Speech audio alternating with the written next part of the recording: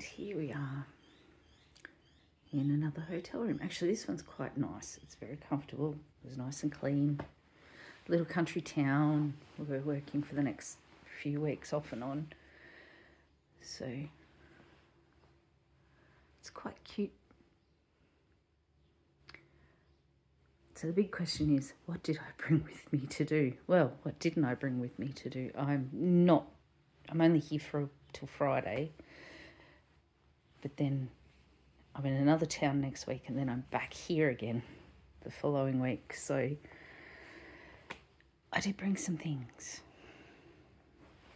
I've got the obligatory car knitting bag. I'm actually driving this week, so this will be, stay in the car and if we get a break at lunchtime or something. But it is Sock-tober, so I am knitting some socks. So I've only just started. So I'm using some Hobie silly socks, flower pop. I'm not sure what this colorway is. They tend to give them numbers, not patches. So this is number 6. It's Turkish sock yarn. It's actually quite hard wearing. I do like it. And of course I'm using a vintage pattern. I think this book is 60s. But I've made these before. The lady sockets, the old patents ones, have been around for, a million years in different iterations, and the patterns never change. So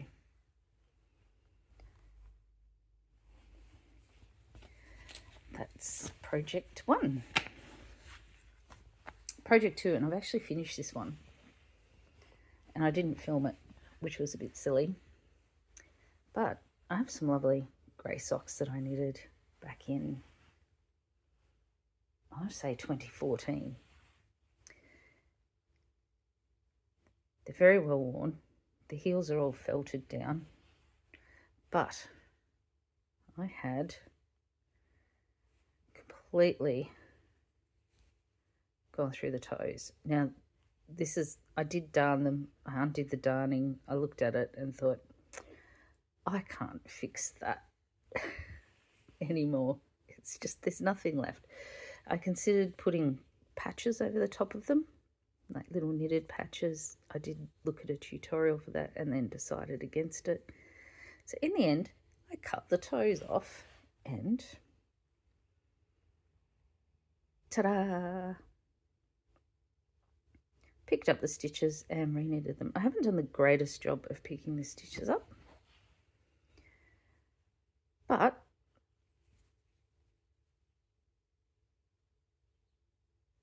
I have put them on my feet. They are totally wearable. And hopefully I'll get another 10 years out of them. Possibly not. I think the heels will be the next things that go, although they're still looking pretty robust. Now this yarn, the original grey yarn, I have no idea what it was called. It was a sock yarn, with a little bit of nylon in it. And I remember, I know when I knitted them because I brought it back in 2014 when I was travelling for a funeral. And I forgot to take some knitting. So I went to our yarn shop and I bought some sock yarn and knitted up some socks.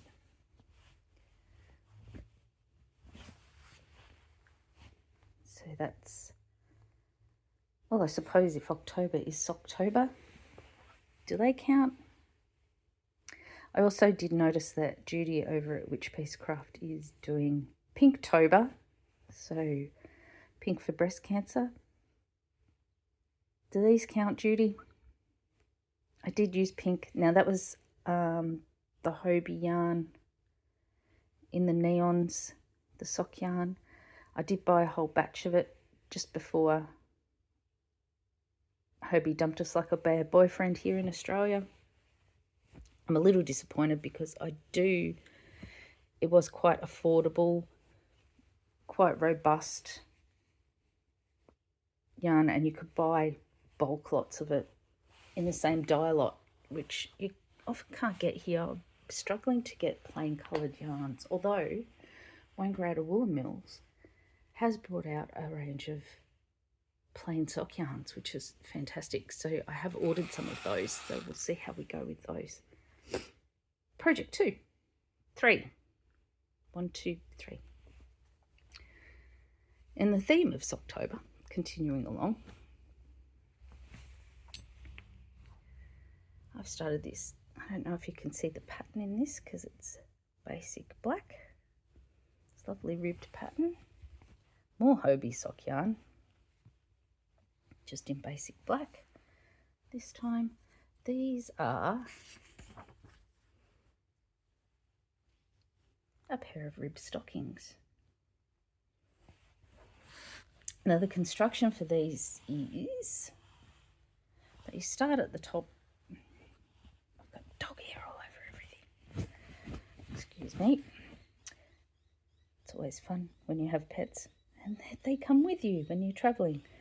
You start at cast on at the top, you do some 2x2 rib, and then you start this little ribbed pattern, which is a 6-row repeat. I do actually have to concentrate on this one a little bit, so I don't know how much I'll get done while I'm away for field work. You decrease a little bit, you knit to about 9.5 inches, then you decrease again for the over the knee, and now I just have to knit forever until I get to the ankle shaping, and then you put the stitches onto a set of double pins or circulars if you're going to use those, and you finish the foot as you would for a normal sock. Now I think the idea is, this is a 1940s, published in 1944, 1940s recipe book for knitting, and I have gone through and marked out a whole bunch of things that I would like to make that I may or may not get around to. Just some nice family basics, including a suit. I really want to have a go at that. That's a lot of yarn though. So I think the idea with this is that when you seam it up, you get your classic back seam like you see in a lot of the stockings from the manufactured stockings from the 30s and 40s. So that's another project. Now the big one that I brought with me in my lovely baggie that my son and daughter-in-law brought for me last Christmas. Got my little Wonder Woman keychain on it.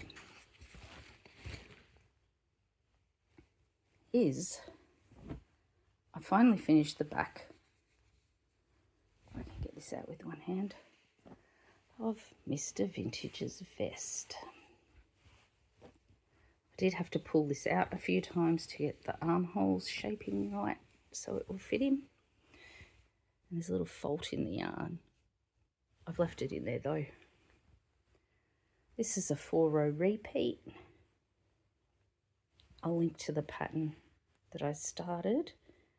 I did do some video, but I'm going to wait until I get to the front shaping, and then I'll put it all together so people can follow along.